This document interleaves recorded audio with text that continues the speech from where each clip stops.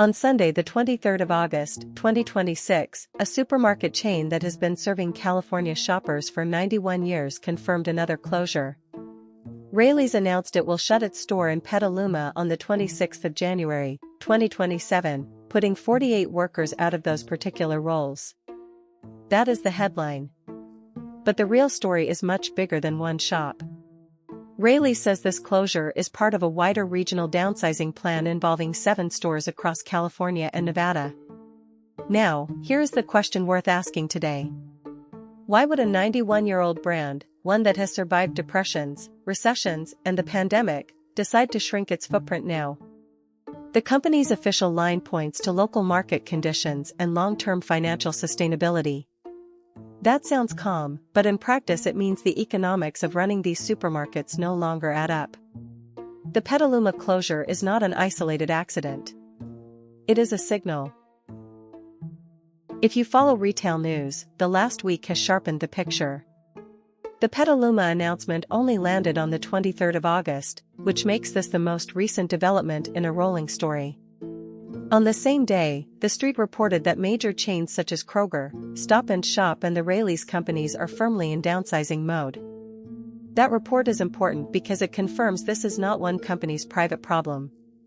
It is an industry-wide retrenchment that started in 2025 and is now expected to continue through 2027 for some operators. A week earlier, on the 14th of August, Raley's confirmed it would close its Nob Hill Foods store in Los Gatos when the lease expires in June 2027. The company said that decision followed a review of the store's performance and current economic conditions. Let us put some concrete figures on the table. Kroger, one of America's largest supermarket groups, has already closed at least 39 stores since announcing plans in 2025 to shut around 60 locations that were not delivering sustainable results by the end of 2026. So by the end of this year, we could see another 20 or so Kroger closures if the company follows through. Raley's is working through 7 closures in California and Nevada. Albertsons has been doing the same. In April 2026 alone, it closed Bond stores in Escondido and Redlands, eliminating 135 jobs. Earlier, a Riverside closure cut 75 posts, and a Northern California Safeway closure affected 76. In Texas, 2 Albertsons-owned stores were on track to close by late April, impacting 138 workers, while a Washington, D.C. Safeway was set to shut in May with 87 positions lost. These numbers tell you the cuts are spread across geographies and banners. They are not isolated to one struggling region. The obvious question is why? The simplest explanation is that food inflation changed the maths.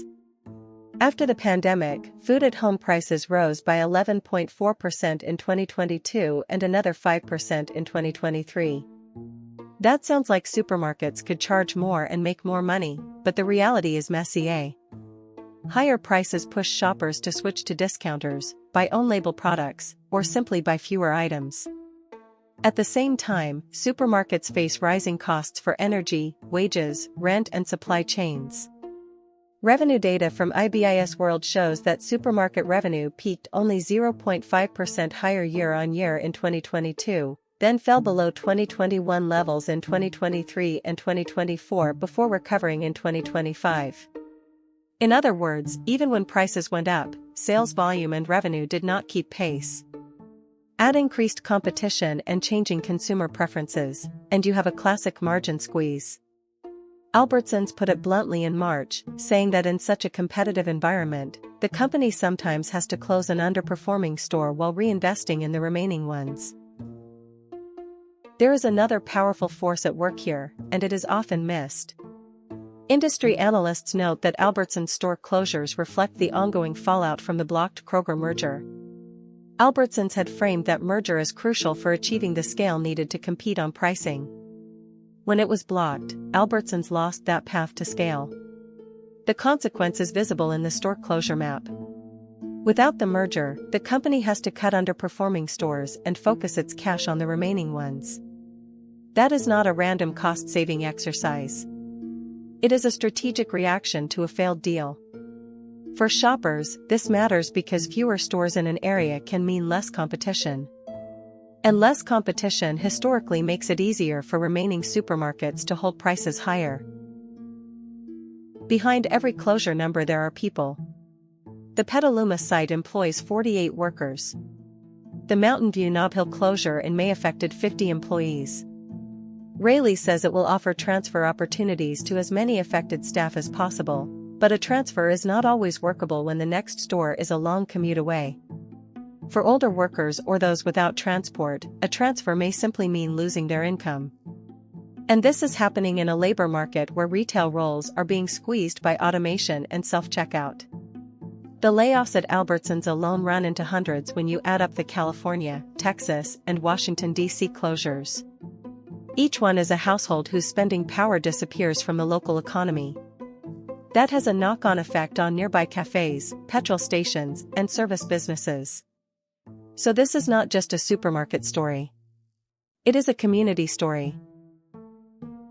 The practical question for viewers is how this affects the weekly shop. Closures reduce local competition. If your nearest store shuts, you may have to travel further, and you may find fewer price promotions in the stores that remain. Food inflation has cooled from its peak, but the structural pressures on supermarkets have not gone away. As chains close underperforming stores and reinvest elsewhere, they are likely to focus on higher-margin products, online fulfillment and loyalty schemes rather than broad price cuts. For households, that means the era of cheap grocery competition in some neighborhoods is getting thinner. The supermarket may not disappear, but it may become more expensive or less convenient. Looking ahead, the evidence points to more closures, not fewer, through 2027. Raley's has already set the Los Gatos Nob Hill closure for June 2027, which tells you the planning horizon is deliberately long. Kroger has a target of 60 closures by the end of 2026, and we are not there yet. Albertsons will likely keep evaluating underperforming stores market by market. The blocked mergers aftershocks will continue to shape those decisions. The key takeaway is this.